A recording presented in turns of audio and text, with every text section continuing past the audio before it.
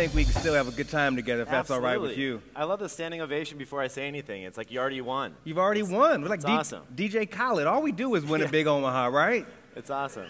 Yeah. Listen, if you guys have questions, of course, throughout the stand-up at any time, Kevin's already agreed. He'd love to take some of your questions. Just go stand behind some of those microphones, and that's okay. My mom calling? No, okay.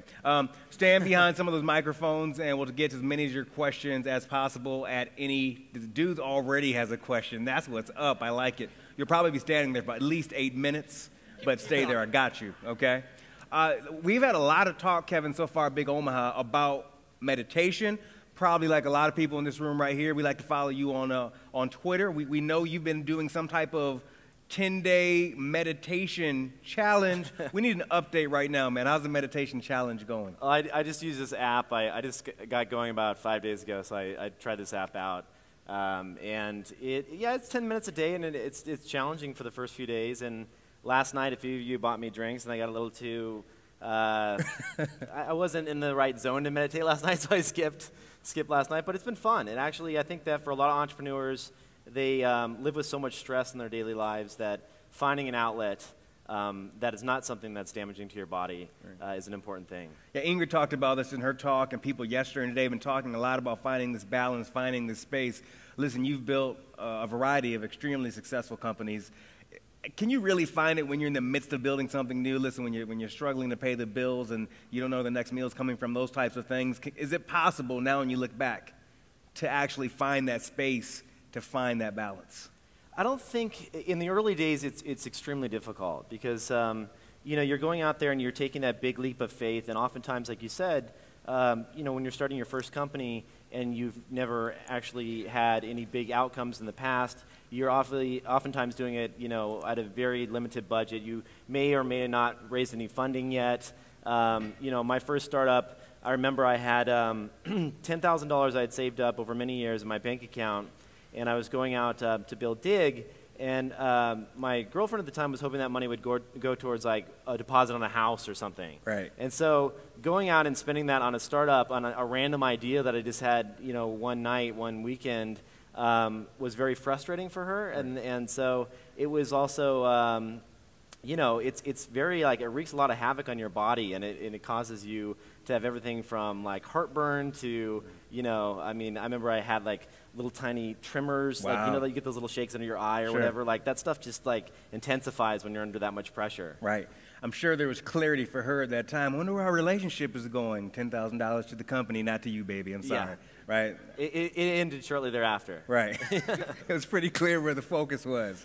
How's the company? Much of the actually before I asked that question, you've had a lot of successes. What I like about your background, though, is you started, I think, your career in television working as a production assistant. That's way right. Before any of these big successes came. Can you rewind a little bit back to those days and share a little bit about maybe what you learned as a production assistant before you went on to build all these great things? Yeah, so I started off, I actually studied computer science in school, but I dropped out in 2000 to move to San Francisco because I heard about the first .com boom and everything that was going on and all the craziness. And I'm sure, we all still read about it today. You hear about all these companies being acquired and being funded, and you're like, oh, that must be where I have to be in order to succeed. So, I packed up. I moved out to San Francisco. I worked for a startup, but shortly thereafter, kind of things imploded. The whole original Web 1.0, it kind of went away. And I got a job at a TV station, at Tech TV, because it was still technology focused,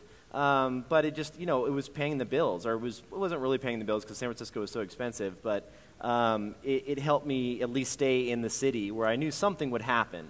So behind the scenes, I was like setting up tech demos and installing, different versions of Linux for the on-air hosts. And then eventually, I kind of, I discovered a Windows vulnerability that they wanted me to come on air, come on TV and talk about. And so it was kind of my shot. My parents were pretty stoked to see, their son on television. And it was, I went on there and I did a quick little 3-minute segment. And the executive producer loved it and said, hey, if you can think of more kind of crazy hacker-esque type segments to do on TV, we'd love to hear them. And so started producing more content for television. And eventually that led me to actually jumping off and starting my first business. Even since starting your own business, you haven't been shy of the limelight in many ways. You've been in front of the camera for a long time. You do your podcast with Tim, et cetera. Has that posed any unique challenges for you? A lot of times these entrepreneurs that we end up seeing on the covers of Fast Company and Inc. and Entrepreneur Magazine, you don't know much about them, but for many, many years, your face has been out there for the public, for people to see and go watch old YouTube videos or old podcasts from way back in 2003. Yeah, I mean, some of that stuff I look back on and I'm like, well, I used to do this podcast called Digg Nation. I was Any Digg Nation fans? Anybody ever used to watch? Of course. Thank you. So everyone knows I used to get hammered on Digg Nation, and we had a lot of fun. And you go back and you watch some of those videos, and you're just like, I can't believe I said that shit. Like, I was saying some really stupid stuff, but it was fun. It was. I'd still do another episode eventually with my old co-host. But yeah, you're right. That content just kind of lives on. You know, you have to realize that anytime you put yourself out there, like, it's just not going away. Like, it's always cached somewhere, right? So, but I think that actually, putting a public face and associating that with a product is a very important thing. I think that if you can get out there in front of your customers, no matter what type of business you're building, but actually going out there and being that front person for your business and saying, like, you know, letting them know that you're not just another company, like, you have feelings, you have things to say, like, it really makes the business more approachable. And it also gives you a better line of communication with your audience. Like, you actually hear what they want. Like, a lot of the, a ton of different podcasts that we shot afterwards, we'd go out and meet the fans that would come out and the people in the audience, and they would just give me product feedback, like, would you do this differently? And it was a great outlet to have that communication. It seems like you open yourself up to a lot more vulnerability that way and a lot more attacks. Is that something that you've always welcomed, or you've had thick skin, so you've been able to, even though you've been out in the public, you can push pause on what people are saying outside? Yeah, I mean, I've had protesters show up at my house recently, protesting Google Ventures because they are concerned about the rising rents in San Francisco. And it's like, you know, I tried to just kind of sit down and have a conversation with those people. Like, they have to, like, people have to understand that, you know, it's the one thing that's beautiful about America, and I love about any part of the country, is that, like, you really do kind of write your own ticket. Like, you can go out there and come from absolutely nothing. Like, I'm absolutely a college dropout, and go and just have a dream and have something that you are so passionate about that you can go and create a multi-million-dollar company, and it's very doable today. The cost and barrier to entry for a new developer, like, there's free tools everywhere to teach programming. Right. And, like, I mean, even now with everything from laptop prices and Chromebooks and things dropping down to a couple $100s at Best Buy, it's very easy to get started with technology, which is actually, I think, a really positive thing. Has UNLV, I believe the school is that you dropped out of, have they given you an honorary doctorate yet? No, I don't have anything. UNLV, what's going on? Yeah. Not just yet. Yeah, they were more, actually, it wasn't the best computer science school out there. I mean, it just was. They had a great basketball team, and they were good for, like, hotel management for Las Vegas. Like, and so that's, like, what all my friends got into was hotel management, and they became car dealers and things like that. But it's weird, but it's true. It's like Vegas is a really weird place like that. But right. Well, listen, a lot of your work is involved storytelling, right? Digg, Revision 3, Pounce as well. Why has storytelling throughout your life been such an important thing for you? I think that for me, it's just, you know, it turns out that I tend to like kind of large consumer-focused internet-type products that I want to build. But I feel that, you know, in coming up with these ideas, I don't really approach it as like, oh, I have a story I want to tell or this narrative that I want to follow. Like, for me, it's really scratching, like, a personal itch. Like, if I have a new idea and it's something that I actually go out and build, it's something that I look out there and I'm like, okay, well, no one else has built this. It's something that I want to use on a daily basis. I think that's a big one. I meet with a lot of entrepreneurs that they're like, hey, I have this crazy idea. What do you think? And I'm like, well, I could see myself using that, like, once every week to 2 weeks. And you got to think about, like, if you really want to build, and that can be fine. Like, you could build a great little lifestyle business out of that, and you know, build a great little. Oftentimes, I see companies that come in to pitch that want to raise venture capital, and they'd be great 10, 15, maybe 20-person companies, but they're not going to be the next Google. They're not going to be a multi-billion-dollar company. And I think that for me, it's like I want to build something that is this habit that I want to do it at least a couple times a day.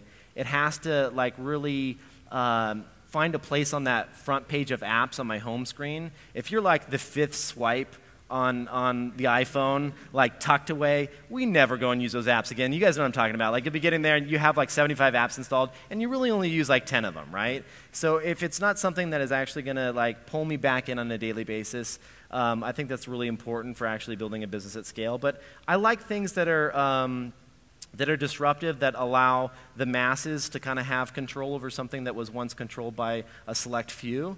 And so, you know, the idea of creating Digg and trying to kind of democratize news, I think, was something that I was really passionate about. I think that Reddit has done a really good job kind of tackling the long tail of content. Like, they're really good at creating all these subreddits. But ultimately, there's still a handful of editors that control the content. And I think that probably a more pure version of that is kind of like trending topics on Twitter, because it actually is all driven by the masses. And sometimes it can be really weird stuff, but I think that's okay. But those are kind of the ideas, like the more consumer-facing ideas that I'm attracted to personally. Great. We're going to start questions here in the audience in just a moment. So if you have a question, please get in line behind the microphone. You talked a little bit about things that you will invest in. You talk about how things you want to use on a daily basis. Now, are you talking about Kevin right now? How have things shifted, if at all, now that you're with Google Ventures? Yeah, I think that it's, you know, like Google, I think when you arrive there for the first day, and like, it's funny, my last company, Milk, we had built a product that had a few 100,000 people using it. And it was decent traction. It was enough traction to kind of want to double down and go build the next version of it and see where we could take it.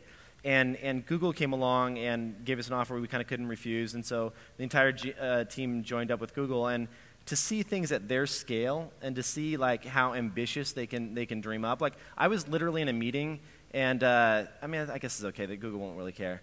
I don't know, maybe they'll get pissed. But I was in a meeting where we were talking about adding, and they've since gone and done it, but we were talking about, like, we wanted to take all of your photos and store them and back them up to the cloud. And at the time, Apple had done, you know, their kind of cloud-based backup that you get an initial small, like, certain few gigabytes for free, and then if you have more photos than that, you have to pay for it. And so we had an engineer in the room that kind of did a back of the napkin. Okay, every Android device is activated that has photos that would want to do this via system update. Like, what does that mean? And we would literally need to be adding, like, it was something like 2 data centers every, like, 3 months or something like that. Like, entire data centers just to, like, support that capacity. And it was just, like, it was blowing my mind that people think at this type of scale. And, like, the problems that they're willing to take on are just so ambitious. They'll take on anything. They're not scared to take on anything. And I think as a startup, you certainly have to think a little bit kind of more contained. I think Ev's point earlier in his talk about kind of like still dreaming big, but also being able to dial it back to actually what you can accomplish as a small team is one to keep in mind. But I think that's kind of what Google has taught me versus being as an individual, is just how big and ambitious you can dream, especially if you could surround yourself with the right people that just don't say no. I think it's very tempting, and it's certainly in my own startups, we've hired a lot of people, and it's very easy to be convinced when people sit around and they're like, well, that is really hard. Right. I don't know if we can pull that off. Like, we're going to need more people, and, you know, I think that there's the kind of realistic side of that where, yes, you have to be able to say no to things and kind of hone down what you want to build. But then also you have to be willing to take on some of that, willing to say, like, I know this is going to be a challenge. I know this is going to be several months of development work. But if we get this right, it could have a very big impact. And so just making sure that's always in the mix of your product plans is important. And going into Google for you, was that a big adjustment for you, coming from the background that you came from, going into this organization? It's certainly nice on some pieces where, like, they automatically handle scaling. So, like, if you want to build something that's like social and big, you just like throw it at like Bigtable and some of the services that they have, and it just scales itself. So you don't have to worry about all the back-end engineering and all the plumbing required. So that's pretty awesome. But you know, I would say that one thing I did realize is that it takes, because of their scale, and this is something that each of you can think about, is like when you have a big company like a Google or a Facebook or Yahoo, anyone else out there, because of the scale that they're at, anytime they turn something on, let's just say Paper with Facebook, right? That's one of their new apps they launched a few months ago. Imagine that they most likely had, you know, at least 100, if not more, people working on that project, because you got to imagine when you turn it on to 1 billion plus people and force them to download it, you really have to be able to scale that out. And so it takes time. They're just not as nimble as you can be as a startup. So one of the things that you get being a startup is you get to be very scrappy. You can iterate quickly. And you can launch stuff and try it out and then pull it back and launch something again and pull it back and just keep iterating. And at Google scale, you deploy something. There's a whole process to go in deploying a new version of your app. And then you have to go through that entire QA process and everything else. Right. You can break things as a startup, which is awesome. And so, you know, I think that's how startups win. Startups are just, there's so much, you can just adapt so much quickly, so much more quickly than say, a big company. And you can just out-innovate. Gotcha. Okay. Thank you so much for your patience out there. Let's go to a quick question out here in the audience. Sure. My name's Eric Budd. I've got a question. I'm really interested in urban development, and I've paid a lot of attention with what's going on with housing in San Francisco, and you've been directly involved through no choice of your own. But it's really from the outside looking in, like you can just feel the tension between people who basically being displaced in their own city, and most of the people are blaming it on tech, which I think is pretty unfair. But for something that's really more of a governmental issue. But my question is, what do you think the role is of tech, and what's the what obligation do you feel to the community that in some aspects feels very threatened to the existence of something that displaces jobs, creates huge demand for housing, and has just a lot of wealth associated with it? Thank you. Yeah, I think it's really challenging. Certainly, I feel as though Ron Conway in the Bay Area is doing a lot of great work here. He has a program called sfcity.org, where it's I think at this point in time it's over 100 tech companies that are getting together to meet regularly to try and like solve some of these bigger issues that are going on. I mean, it's just given the fact that San Francisco, as you pointed out, just has so much wealth flowing into it, and obviously all the top tech firms there. The fact that we still have people that don't, you know, have the proper mental health care. You have homeless people on the street. You have people without, you know, food and water. I mean, it's just ridiculous. I mean, clearly, I think coming together and figuring out some of these problems is an important thing. And I'm glad. And on one piece of it, it's like I think that the protesters are asking for $3 billion to create this anarchist state in the forest. I think that's a little nuts. But I think that what they did is they caused a stir and they caused a conversation to happen, and actually people are starting to take this seriously about, you know, how can we do things like reform like the Ellis Act, which is causing people to come in and kick out, landlords are coming in and kicking out people from their homes just so they can increase the rents. Like that needs to go away. So there's a lot of things that actually positive things that have come out of all these protests and things like that, primarily driven around just like getting a conversation going. I think some of the more radical things like people throwing up on buses and all these other things, I mean, that's just ridiculous. Like there's a lot more civil way to have these conversations. Right. So I'm hoping that continues, and I think Ron Conway's doing an awesome job at that. Thank you for answering that. We'll do one more quick question here in the audience, and we'll come back up here. Over there, they were ahead of me. I have a question that kind of piggybacks that same question about, I think, location in terms of just listening over the last 2 days, how many speakers are from the West Coast Bay Area specifically, and thinking in terms of now that, you know, we're in this digital age, how important is location? I mean, to uproot a life and put everything on the line and move to the West Coast, I mean, does it matter anymore? I don't think it does, not nearly as much as it did. One of the things that's nice about being in San Francisco and the Bay Area in general is that you have a lot more of these natural collisions that take place. Like, you know, you'll run into someone like Ev at a coffee shop, or like, you know, these founders, and like everyone's really friendly and approachable, and so you can have conversations, and I think it leads to more kind of natural brainstorming. And certainly when you need to find a designer or an extra engineer or things like that, it's nice to have someone in that city that you can just pull from. So that piece of it is nice, but I would say that some of the most interesting companies that I've seen lately one I invested in called Cozy that's based out of Portland, Oregon. There's a lot of awesome stuff happening in Portland. Boulder, Colorado, there's a lot of interesting startups happening. It's really, especially with all these tools that we have with video conferencing and Google Hangouts and Skype and all these other tools, that you don't need to be in the same place. In fact, some of the largest open source projects like WordPress and others, like they're spread all over the world with development happening in all these different countries. So I feel that it's a nice to have. It is a nice to have because, well, I guess it was a nice to have. It's now because the rents and everything in San Francisco are getting pretty out of control. But it's starting to spread into other areas. I think in the Bay Area, like over in Oakland, there's some interesting stuff going on. But I certainly will fund a company. If I find the right founder and the right idea, it doesn't really matter to me where they're based. So it can be Canada, it can be anywhere. And of course, if you look at Silicon Prairie News, you can see some great work is happening in Kansas, in Iowa, right here in Nebraska. Tony Hsieh's making huge investments in Las Vegas with the downtown project. Sure. And I've talked a ton about Tony about incubating the downtown project down in Vegas. Right. And that's just like a really, really great thing that he has going on there. Sure. I think a lot of people would be surprised as well. So much is happening in the Otis states, the North Dakota, the South Dakota, Minnesota. Before we take another question right here in the audience, I have a question for you. There was a Next Web article recently, I believe, that said you wish you wouldn't have stepped down as CEO of Digg. If that was the case, how would have things changed, if at all? Oh, that's a good question. I think that it was tricky because gosh, that's you're gonna have to sit me like I'm gonna have to lay on here as like a therapy bench and we can have water here, a long talk about this.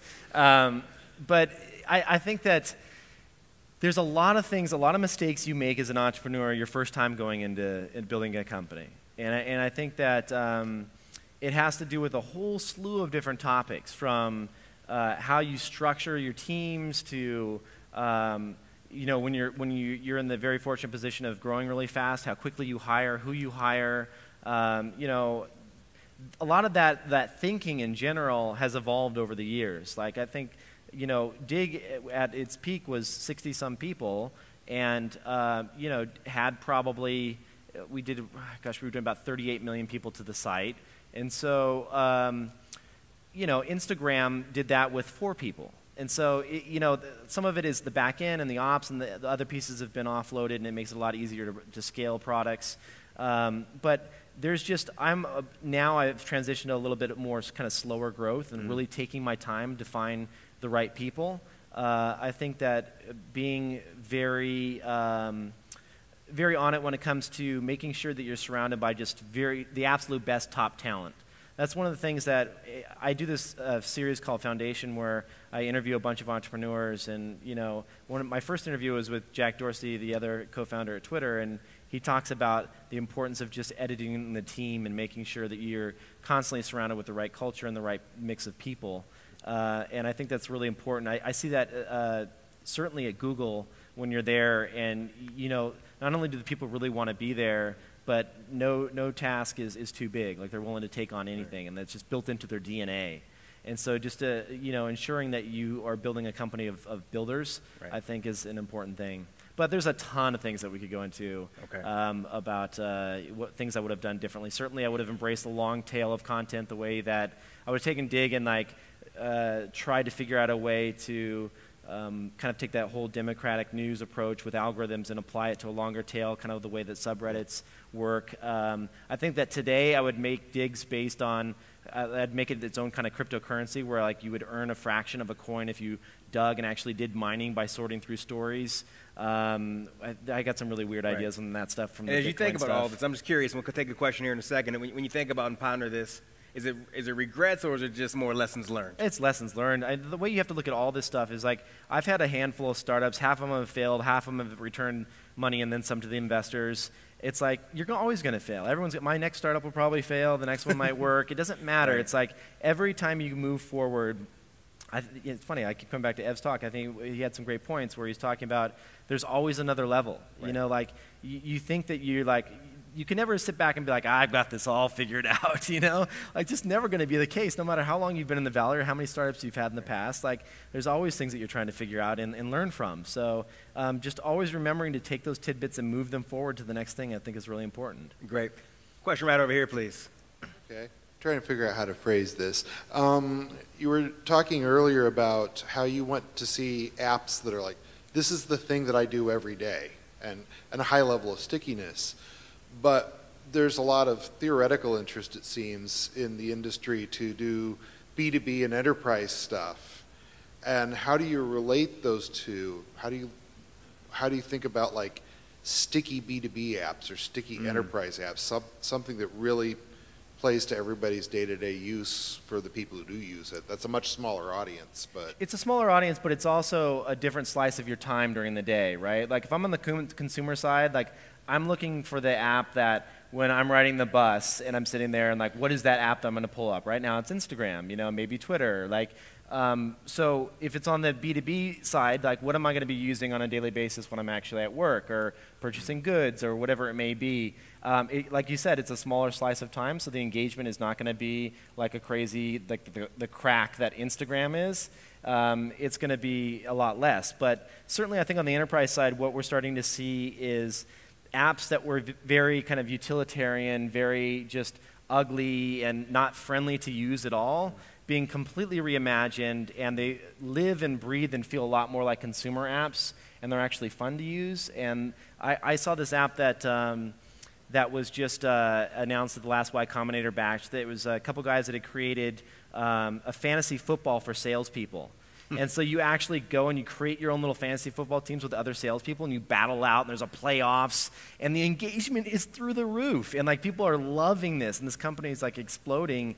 And they've just taken some little piece of some fun little consumer piece, right, applied it to work, and now all of a sudden it just makes the work environment that much more fun and competitive, and which in a sales market I think is something that you look for. Sure. Let's take another question over here. Thank you for waiting. Hi, my name's Megan. Hey, Megan. Hi. One of the things that's most fascinating to me about your story is how you've really grown up throughout the web tech culture in the Valley, which is always going to be like an extremely significant part of American history, you know, as we go forward. It's really cool that you were really there through 1.0 and everything. So I wonder, what is the most fun you've ever had at work, and what is something that you can't believe you got away with? Oh, boy. Great question. Thank you. Yeah, that's a great question. My wife's in the audience, so I don't know if I want to cover too much. No, I'm just kidding. She just said, what? Just kidding, babe. So most fun. The most fun definitely had to be the podcast side, where we actually decided to go out and create a video show around our product that allowed us to engage with our audience, and we would have, you know, 4,000 or 5,000 people come out at some of these shows, and it was like just a packed house, and we did crowd surfing at South by Southwest and stuff like that. I'd never done that before. It was weird. Like some guys were like grabbing my butt and shit as I was going over the top, which is interesting. I never thought I'd be groped like that over an audience, but it was fun. It was fun. It was. Right. I think that whole experience of just taking that in and just feeling like connected with the audience in that way, I think was the most fun. What we got away with, I'll tell you what we got away with that most people don't realize, and that is that media is like completely bullshit. I think that I was on the cover of a handful of different magazines, from Business Week to Inc. to you name it, and it's like people go out and they buy these like really expensive ad agencies, and they think like the ad agency is going to place me and get me this cover or get me this press or whatever it may be, and I think that the secret that no one ever tells you is they don't really do anything. Like they act like they do, and they'll go and they'll like kind of like help. They'll help you, and like they sit down and they kind of like help you refine your message when you're going to go out and talk to someone. So if we were giving this talk, right, they give you a handful of bullet points before you go up there, and make sure to cover this, stay away from this topic, talk about this. And I always thought that was kind of like, I don't know, it was just a little too structured. I always just wanted to like tell people what I was thinking, and oftentimes I would get in trouble for doing that. But I think that what I got away with is just that we on the press side, I think that people would always attribute it to things that it really wasn't. Like they would make a big deal out of certain things that like just weren't that big a deal. Like it was just natural growth for us. We were just building this little product. We were a handful of people, and they would sit down with me. I remember, I'll give you a great example. They sat down with me, and they would say like, clearly you're set out to democratize news and all that stuff, and like this was like 6 months after I'd launched the website. And I was like, what do they mean by democratized news? I'm like sitting there, I'm like, what do they think I'm building? Like, I'm just building a fun site where you can vote on content and the best stuff makes it to the front page. Right. And like, I really had no idea what I was doing. Right. But to the press, they thought like it was this big, huge vision, right. And clearly like you must be this big thinker. And I was like, you know, for me, it's just always been about following my gut. Mm-hmm. And so the secret was always that there wasn't this big plan where you had like these plans for world domination over the next 5, 10 years. It was just kind of like building something, launching it to your audience, seeing what they did with it. Oftentimes, 75% of the time they would like what we were creating. The 25% they would throw it right back at us and we'd have to rethink what we were building. And just consistently doing that over and over again. And all of the press and all of the other stuff that came along with like this like build big up, this like hype cycle that we went through, that wasn't something that we ever sought out. Right. It was just something that kind of like when you're doing the right things and your audience is loving your product, it just naturally comes. Right. And I've seen that's been replicated so many times with other friends. You know, everyone from Instagram where Kevin just like sat down and created just really beautiful filters and an easy way to share them. And like, you know, all of a sudden I don't imagine he thought, you know, there were going to be hundreds of millions of people using this product. Like, he just wanted to create something that he thought was cool and awesome, and it just blew up from there. Right. So I guess the long story, like to just like compress that down to a couple sound bites, is just when you're going out there and you're building a product, don't feel as though you have to know that you always have everything figured out. You can act that way, like when Press sits down with you, and I think I did that a few times. Right. Like, but ultimately, you just kind of have to like trust your gut and know that the most important thing is to iterate quickly. I get a lot of entrepreneurs that come in and they try and look for somebody's blessing. They'll sit down and they'll say, I've got this idea, what do you think? And they kind of sit there and they're waiting for you to be like, okay, you should go build this, you know? And I'm like, okay, that looks pretty cool, yeah, that's interesting. So where's the prototype? And they're like, well, I just wanted to see what you thought before I actually went out. Right. And you're like, no, dude, you got to just go take the plunge. Like, you're go build it, prototype this out. It's really easy to do. And so I feel that there's a lot of people have this like little mental block in their brain where they won't actually go out and build something until they have validation from someone else, whether it's the press or a mentor or some. And oftentimes, the best ideas are the ones where everyone else thinks you're crazy. Mm. And so, you know, we've seen that with Bitcoins or you name it. It's just like, you're going to be the crazy one in the room, and you have to be okay with that. Right. Let's do one. That's a great quote. Let's do one last question over here, please. My name is Derek B. Wright. I really enjoyed the raccoon video. It's pretty awesome. Thank you. Two related questions. Let's do one. Let's do one. Are we in an angel Series A bubble? A Series A bubble. Series A is difficult. So for people that don't know, basically almost everyone gets their seed round of funding. You go out there and you say, you know, if you have a good idea and you put together a nice little decent prototype, or you get accepted to one of these accelerator programs like a Y Combinator or 500 startups, it's very easy to get that first check for a few $100,000 to get off and running. The thing that's difficult is that there comes this next time for your next funding. Maybe it's been 8 months, a year and a half, and you have to sit down in front of an investor and you have to show them some serious traction. You know, you have to show them that like the needle is going up and to the right, and you actually have retention and you have a decent amount of downloads. And so I think that Series A is a really difficult one because oftentimes, I think the biggest, okay, so let me back up a little bit. Where you get yourself in the most trouble is if you take that round of seed funding and then you go and you build, and you don't launch, and then you're kind of sitting there and you've spent through all that money, but you don't have any traction to show for it, and then you go to your investor and you're like, well, I think I'm going to do really well here. I'm asking for more money at a higher valuation, and the investor kind of sits back and is like, well, I haven't seen anything yet. You haven't shown me that you have even 10,000 users, 100,000 users really enjoying this product.